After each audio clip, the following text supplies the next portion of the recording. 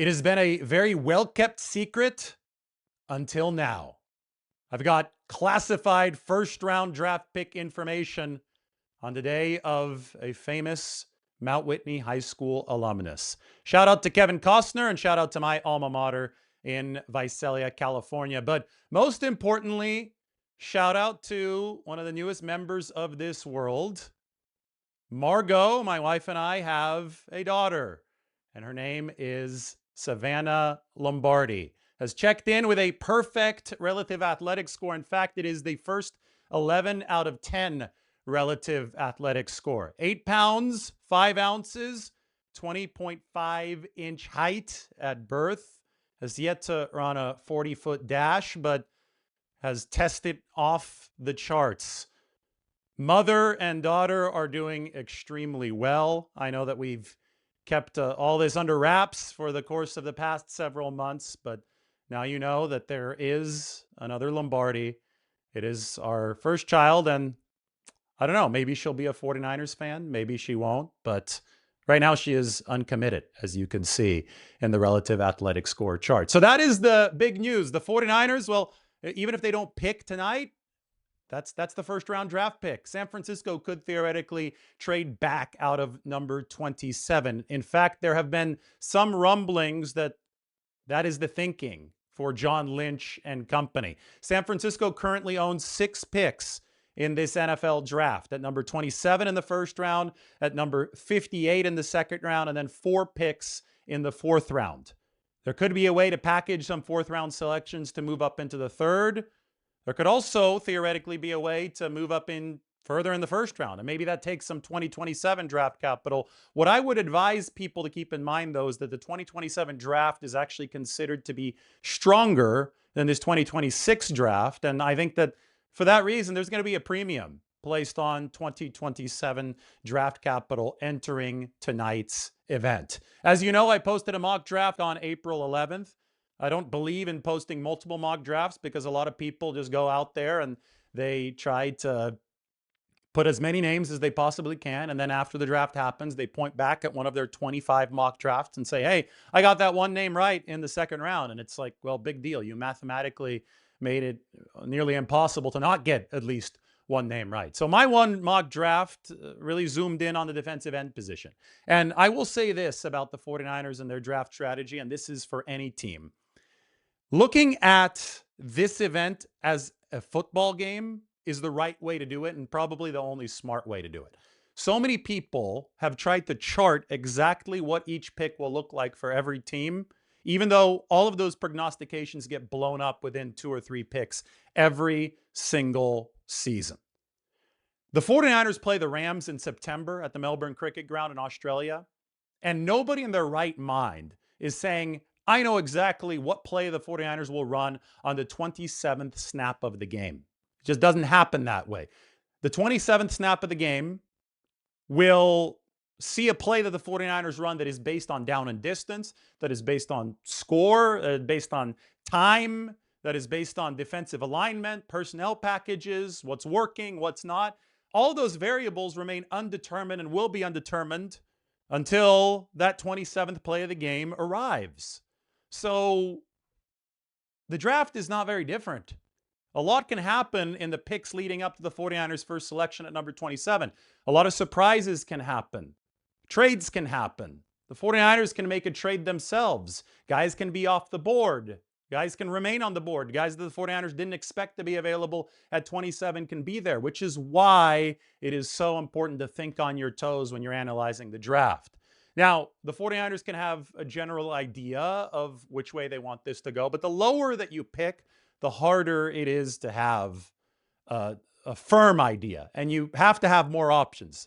John Lynch came out the other day and he said that the strongest 3 positions in this NFL draft are wide receiver, offensive line, and edge rusher.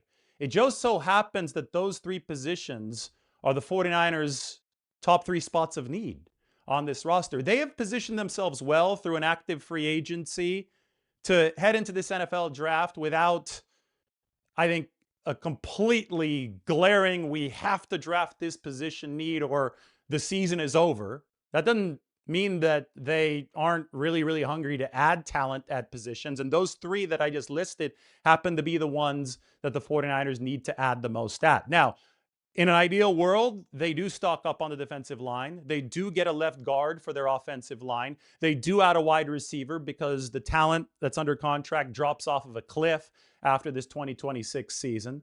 In a perfect world, they get all three of those positions taken care of in this draft, and maybe it takes a trade back in order to have enough darts to throw up against the wall. I don't know exactly how that's going to play out. But if they don't get one of those positions, then the 49ers still have free agency or trades to turn to be able to get veteran players into the building. And that can help fortify them moving forward. For example, there are reports that Brian Thomas Jr., the receiver for Jacksonville, might be on the trade block. That's one veteran who might move. There are other veterans around the league who might move. Max Crosby might be back on the trade block by the time that the regular season begins. He might still be on the trade block for all we know, but obviously that initial deal with Baltimore got nixed. Players move. Players have been moving more often than ever in this league. Trades have become more commonplace. I will say that there is an expectation that there will be a lot of trades during this draft. Most of those will be pick for pick trades, but maybe there will be players involved as well. So brace yourselves for anything and do not tie yourselves to any one specific course of action. As far as the 49ers go, we can revisit the mock draft. Mike and I talked about this. Malachi Lawrence is somebody who should be available late in the first round, maybe into the second round. Probably won't stick around all the way till number 58, but you never know. There are people who think this is the third best pure edge rusher in the class. Out of Central Florida, he still has, I think, some bulk to be gained in the upper body, which means that there's potential upside to 260 pounds here, which means, pure speed rusher, very athletic off the jump, but also somebody who might be able to strengthen his way into 260 plus pounds, which could make him a 3-down guy. Another potential pick in that first round for San Francisco might be Omar Cooper Jr., the wide receiver out of Indiana. They're also looking at Casey Concepcion, who visited this team. Concepcion's out of Texas A&M, and he was a good returner in college. Remember, there's a hole at the return spot for the 49ers. But to my point earlier, they don't necessarily have to fill that return spot in this NFL draft. Last offseason, they added Junior Bergen, a return specialist in undrafted free agency, but he finished the season on the practice squad for the 49ers, didn't make the initial 53-man roster. They got their returner right before the regular season started, Sky Moore, via trade. So they went to the veteran market to fill that position. And the draft is not the end-all, be-all to fill all the positions, although you would like to be as efficient with it as possible. Denzel Boston, tall wide receiver out of Washington, also a potential target at number 27. Max Iheanacho, the right tackle out of Arizona State, somebody who I think might be moldable enough clay to put in at that left guard position. The 49ers have said over and over again, we've heard from both Kyle Shanahan and John Lynch, that they want to continue to spruce up the left guard position. Maybe a backup plan if you can't do it through the draft is Joel Bitonio, the veteran who once played under Kyle Shanahan as a rookie next to Alex Mack, the future 49er at the time, back in 2014. That was the Cleveland Browns. But I think that direct guard acquisition in this draft is something that the 49ers are definitely thinking of prioritizing. I've got Jennings Dunker, the guy with the mullet in the second round out of Iowa, being a potential 49ers target. On top of that, I've got Romello Height, an older edge rusher, but you're seeing more old players in this draft than ever before because of NIL and the fact that guys are being paid to stay in college. Romello Height is 25 years old. He's got extremely good explosiveness and speed metrics. He was part of a very good Texas Tech defensive line, but he is a little bit undersized at 239 pounds. Now, remember that the 49ers saw Bryce Huff retire, so it looks like they need a dedicated speed rusher. Whether or not that smaller frame fits into what new defensive coordinator Raheem Morris has in mind remains TBD. Why? Well, because Raheem Morris might want bigger defensive ends, slightly bigger, so he can run more 3-down packages with the guys. But I still do think that a dedicated speed rusher, regardless of what scheme you're in this NFL, is very helpful. Something to pair up opposite of Nick Bosa, who obviously is a 3-down guy. Mykel Williams is a 3-down guy who's going to kick inside. Romello Height, a 49ers prospect at number 58. We can talk about receivers at multiple levels in this 49ers draft. The first round visits have been the guys that I talked about: Denzel Boston, Casey Concepcion, Omar Cooper Jr. All of those guys are talents that are going to be selected earlier on. There are other players that the 49ers have hosted, like Caleb Douglas. And there's Jordan Hudson out of SMU. Douglas is another Texas Tech guy. They really like looking at Texas Tech guys over the course of this cycle. But guys like Caleb Douglas, guys like Denzel Boston, tall receivers, right? San Francisco has definitely, and Chris Brazell out of Tennessee, another tall receiver. The 49ers have absolutely looked at potential X wide receiver body types, not necessarily X wide receivers in college. Somebody like Caleb Douglas played the Z, the flanker position, but they have looked at the body type that could fit into the X receiver position.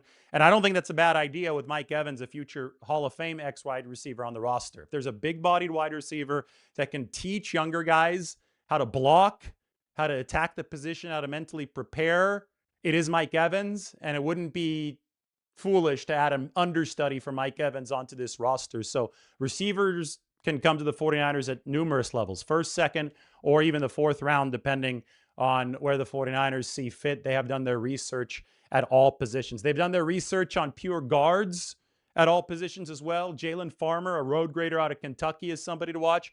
I, in my mock draft, have Sam Roush, a tight end, a very athletic tight end out of Stanford, projected to go to the 49ers, pick number 133. There's a tight end out of Cal who then transferred to Texas. Jack Endries went to the 49ers local pro day, who might also be an option for San Francisco. I think that you think about short-term needs, long-term needs. Tight end, George Kittle coming off of an Achilles. Luke Farrell wasn't great as a blocker for the 49ers last year. Sam Roush, really, for a guy that might last until the middle rounds, has a relatively complete package. Really good athleticism, good hands. He can also block. I think you can get a lot of value by adding a tight end, but even by going to 3 tight ends. The Rams did it last year. Purdy likes throwing to the tight ends, tall receivers. They've already added Mike Evans. Why not add somebody like Sam Roush? Safety could be a sneaky pick early in this NFL draft for the 49ers. Now, people think that the 49ers, they haven't drafted a safety until the 3rd round. That was Jair Brown in the 2022 season. Talanoa Hufanga, the best safety they've drafted over the course of this regime, was a 5th round pick out of USC in 2021. The big wild card of this draft, in my eyes, is what the 49ers do under Raheem Morris, their new defensive coordinator, who has said that he'll throw a pool party every time the 49ers pick a prospect that he wants. And I'm sure those prospects are on the defensive side of the ball. Last year, San Francisco drafted 5 straight defensive players to open the proceedings. I don't know if they're going to be as aggressive this time. Probably not. But Morris might have certain characteristics picked out for what he wants. He's been a disciple of multiple different schemes, but his best years came in LA in a Vic Fangio, Brandon Staley defense with roving defensive backs, with Jalen Ramsey, the cornerback, playing the star position, moving around the formation. And that's taken over the entire league, really. If you look at Nicky Manwuri, the safety, moving all around Seattle's defensive backfield, he transformed the Seahawks defense. The 49ers have got Upton Stout now. You've got to combat these positionless skill position offenses with guys who are strong enough to take on the run and athletic enough to cover and big enough to blanket tight ends. So maybe Raheem Morris wants to go after an adaptable defensive back. Somebody like Traden Stukes out of Arizona is a dark horse prospect to watch. He runs a 4.3 40. He's played corner, he's played nickel, he's played safety. So maybe Raheem Morris is going to want a star defensive back, maybe somebody who plays a big nickel type of position to pair with Upton Stout, who was one of the 49ers' burgeoning young stars in 2025. Maybe they shock people and they go safety earlier on in this NFL draft. Other names in the defensive backfield that you can keep an eye out for: VJ Payne out of Kansas State, Zachy Wheatley out of Penn State, and Tacario Davis out of Washington. Of course, running back can also be added. Maybe the 49ers wait until undrafted free agency for that one. Robert Henry Jr. is a good one-cut running back out of the University of Texas, San Antonio, that the 49ers might be interested in. 6 spots right now. The 49ers need to keep open on their roster for their draftees, but if they trade back and they pick up more selections, obviously they'll need more spots. They currently have about 15 spots on the 90-man roster open. Brandon Ayuk's future beyond the NFL draft is TBD, but I would expect a draft class of at least 6, plus an undrafted free agent class of at least 5 or 6. If you have 6 and 6, that's 12, and you still have 3 or 4 roster spots open, and maybe the 49ers can go back into the veteran pool. We'll see if things realign contract-wise with Joey Bosa and with Joel Bitonio after the draft. Might be unlikely, but I think it also is dependent on what we've seen so far. Anyway, you have the big news. You have the first-round draft pick. Savannah Lombardi is here. Welcome to the world. It is a perfect 11 out of 10 relative athletics score. Obviously, fantastic news for us as the Lombardi family as we enter this 2026 NFL Draft.